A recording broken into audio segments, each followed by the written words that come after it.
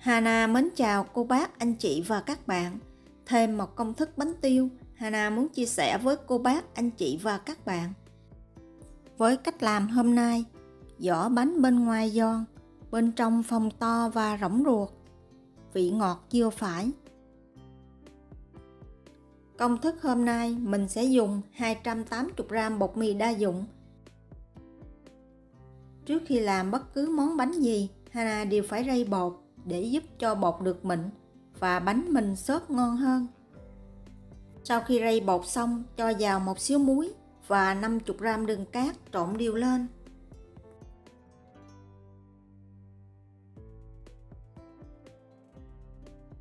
Khi trộn đều hỗn hợp bột và đường xong, mình mới cho vào 3g men nở và tiếp tục trộn cho hỗn hợp này thật là đều. Thêm vào 60g lòng trắng trứng và 120g sữa tươi. Cô bác, anh chị và các bạn mình thêm từ từ phần sữa này vào, trộn đều mới thêm tiếp. Đừng đổ vào một lần, kẻo bột bị nhão.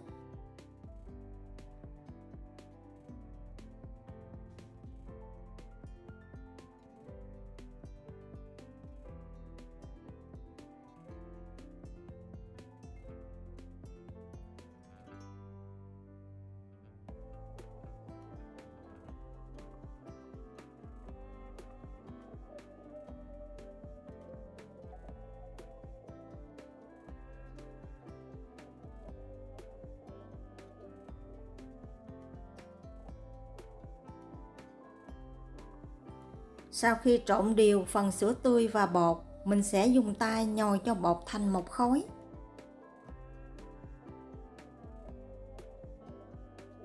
Và thêm vào 40g dầu ăn. Phần dầu này Hana chia làm 3 lần. Nhồi cho bột và dầu thật là hòa quyện với nhau mới cho tiếp. Dầu ăn và lòng trắng trứng làm cho bánh giòn và ngon. Đây là công thức Hana học từ bạn Hoàng Thủy. Hana cảm ơn bạn nhiều.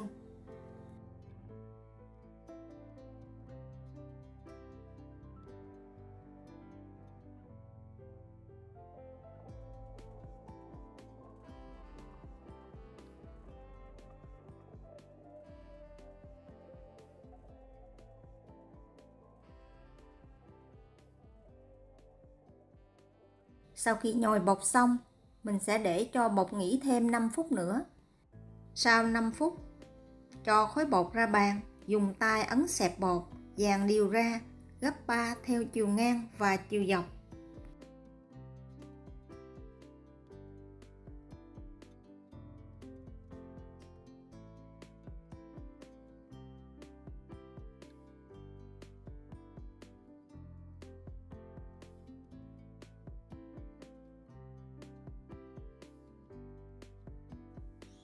Bột bây giờ đã mịn hơn lúc nãy. Mình sẽ tiếp tục để cho phần bột này nghỉ thêm 5 phút nữa. Sau 5 phút, dùng tay ấn xẹp bột gấp 3 theo chiều ngang và chiều dọc một lần nữa. Sau đó túm tròn khối bột lại, bọc kín và ủ cho tới khi bột nở gấp 2 hoặc là 2,5.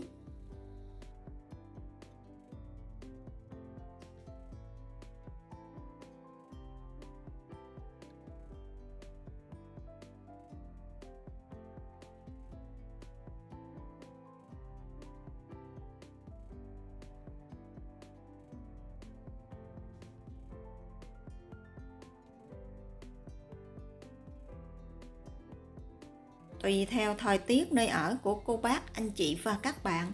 Nếu mà mình ở nơi lạnh quá, có thể đặt tô bột này trong lò vi sóng. Sau khi bột đã ủ đạt nở gấp đôi, thì mình cho khối bột này ra bàn, chia đều thành 10 phần bằng nhau.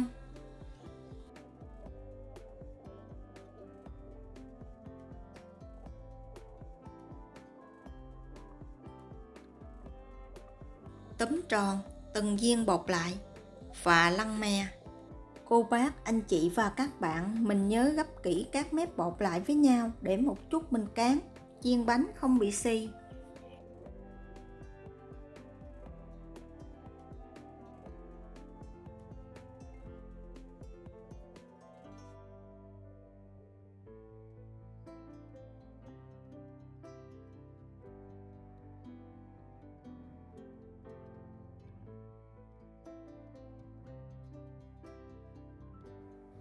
Sau khi lăn mè xong, phần nào có mè nhiều thì cô bác anh chị và các bạn nhớ đặt phần đó xuống dưới mặt bàn.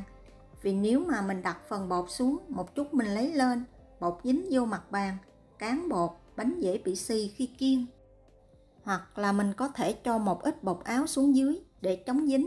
Đậy bột lại, để bột nghỉ thêm 15 phút nữa. Sau 15 phút, mình sẽ đem cán bột. Viên bột nào làm trước, mình sẽ cán trước. Trước khi cán bột, cô bác anh chị và các bạn nhớ áo kỹ phần bột áo chống dính phía dưới. Với mỗi viên bột như vậy, mình sẽ cán bột có đường kính là 11 cm. Nếu cô bác anh chị và các bạn cán nhỏ hơn một chút, mình chiên, phần ruột bánh dày ăn không ngon. Nếu cán to hơn một chút mình chiên, phần vỏ bánh rất dễ bị tét. Trong khi cán bột, cô bác anh chị và các bạn cũng nhớ chuẩn bị phần dầu cho nóng. Khi mình cán xong thì mình có thể chiên liền. Khi cán bột xong, mình cũng đậy bột lại để bột không bị khô. Nhiệt độ thích hợp để chiên bánh khoảng 180 tới 190 độ C. Đặc biệt, với cách làm hôm nay, phần bột bánh khi bỏ vào son dầu không bị chìm mà vẫn nổi.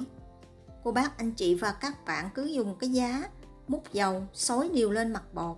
Khi bột đã căng phồng lên thì mình ngưng không xối nữa. Vì nếu mình xối nhiều quá, phần bột này dễ bị tét. Vì bột rất là mỏng. Tiếp tục trở đều cho tới khi phần bột bánh dang đều hai mặt thì mình vớt ra. Viên bột nào cán trước thì mình lấy ra chiên trước. Phần bột bánh rất là mềm. Khi chiên xong, vỏ bánh bên ngoài rất là giòn. Thời gian chiên bánh rất là mau. Vì vậy, mỗi lần chiên mình chỉ cần chiên một cái là được. Khi bánh đã vàng đều hai mặt thì mình vớt bánh ra, tiếp tục chiên cho tới khi hết phần bột.